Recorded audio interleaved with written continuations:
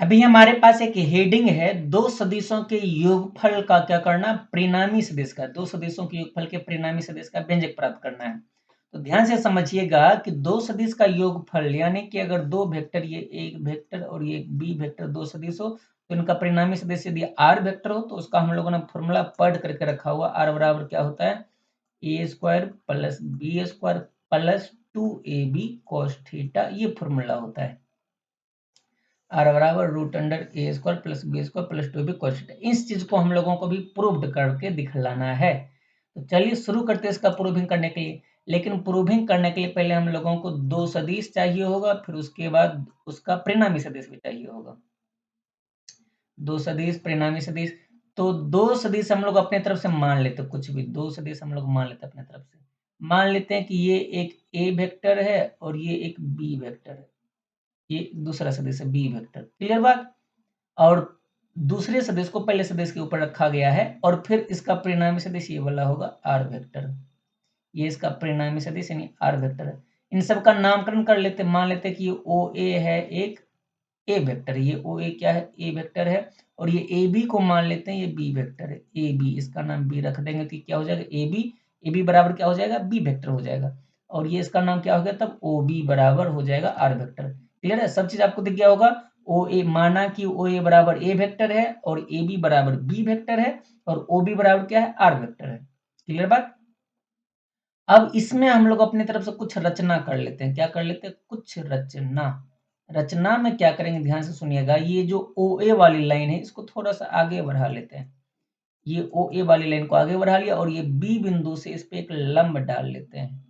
B बिंदु से हम लोगों ने क्या किया, एक लंब डाल दिया यहाँ पे। तो ये लंब हो गया, क्या नाम रखेंगे, ओ ए को आगे बढ़ाया, ओ ए को आगे बढ़ाया, ओ ए को आगे बढ़ाया। और ये बी से इसका नाम क्या रख लें, सी नाम रख लेते हैं। और बी से सी पर क्या कर दिया हम लोगों ने, बी से सी पर लंब डाला, बी से सी पर लंब डाला।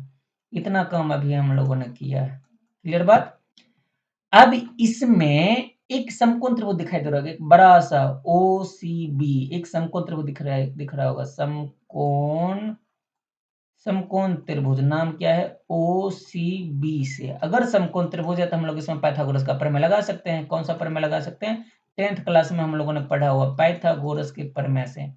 पाइथागोरस के प्रमेय से, पाइथागोरस के प्रमेय से क्या कहते हैं, क्या जानते हैं हम लोग, कर्ण स्क्वायर बराबर यानी कि एच स्क्वायर बराबर लंब स्क्वायर लंब यानी पी परपेंडिकुलर स्क्वायर प्लस आधार यानी कि बी स्क्वायर।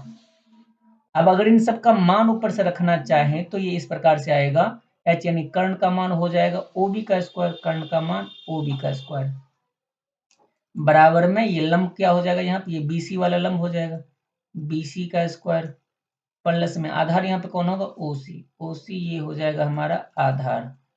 और अब इसमें ध्यान दीजिएगा, ये जो ओ सी का स्क्वायर हम लोगों ने लिखा है, ये जो ओ सी है इसको दो पार्ट में तोड़ करके लिख सकते हैं। पहला ओ ए प्लस ए सी, तो लिख सकते हैं इसको कैसे, बाकी सारी चीजों को लिख देते हैं, ओ बी स्क्वायर बराबर B C square plus O C को क्या लिख सकते हैं, ओ ए प्लस ए सी, ओ ए को क्या लिख सकते हैं, ओ ए प्लस ए सी का होल स्क्वायर। अब यहाँ पर ए प्लस बी का होल स्क्वायर का फॉर्मूला लग जाएगा, जो कि हम लोग लगा भी लेंगे।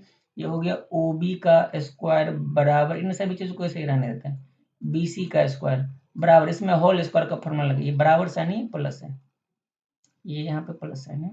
हाँ, ओ ए का होल स्क्वायर हो जाएगा, ओ ए का होल स्क्वायर प्लस ए सी का भी होल स्क्वायर प्लस में हो जाएगा, प्लस में 2 इंटू ये ओ ए और इंटू ए सी, ये तो ए प्लस बी के होल स्क्वायर का फॉर्मूला। और ये फॉर्मूला लगाने के बाद अब हम लोगों की बारी है सबका मान रखना, जिसमें से कि हम लोग ओ ए को तो पहचानते हैं, ये ओ बी को पहचानते हैं, ओ ए को पहचानते हैं। बस इसमें दो चीजें दिखेंगी, जैसे कि बी सी वाला जो है और ये ए सी वाला जो चीज है, इसको हम लोगों का हमारे पास इसका वैल्यू नहीं है, बी सी और ये ए सी का वैल्यू।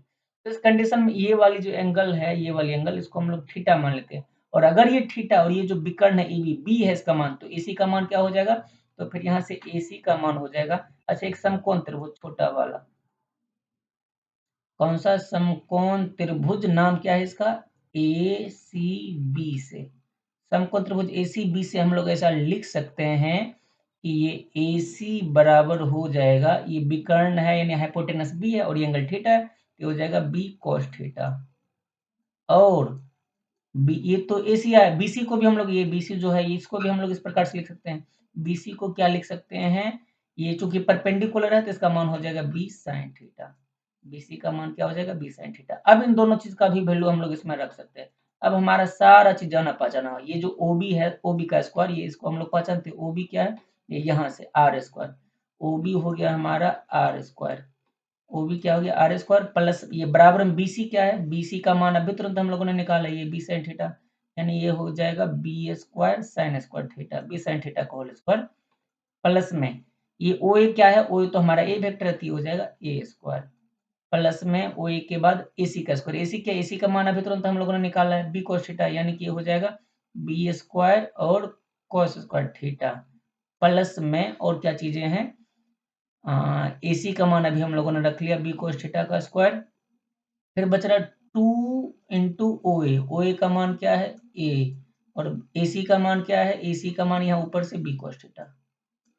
अब इसमें से कुछ चीज हम लोग कॉमन भी निकाल सकते हैं, आर स्क्वायर बराबर ये बी स्क्वायर और बी स्क्वायर में दोनों में कॉमन आ सकता है, तो इसको लिख लेते हैं बी स्क्वायर और कॉमन यहाँ से बचेगा sine square theta, B square को हम लोगों ने कॉमन ले लिया है और प्लस में कौन बचेगा कोस स्क्वायर थीटा, और बाकी क्या है प्लस में ये वाला ए स्क्वायर प्लस में ए स्क्वायर प्लस में और क्या है 2ab cos थीटा, यहाँ पे नहीं लिखा रहा ना, प्लस में क्या बचा हमारे पास 2ab cos थीटा। अब ये sin square theta plus cos square theta तो मान एक होता है, तो इसको हम लोग इग्नोर कर सकते हैं, तो बाकी क्या बचा हमारे पास आर स्क्वायर बराबर ये ए स्क्वायर को पहले लिख लेते हैं ए स्क्वायर प्लस ये बी स्क्वायर और इनटू में sin square plus cos square theta है, तो इसका तो मान एक हो जाएगा, तो इसको हम लोग नहीं भी लिखेंगे तो काम चल जाएगा 2ab cos थीटा।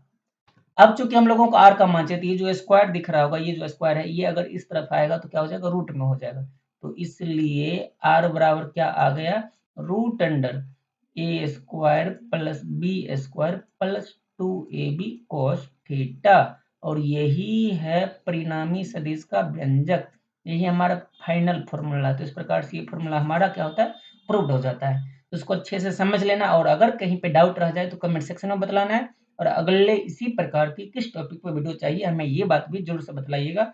धन्यवाद।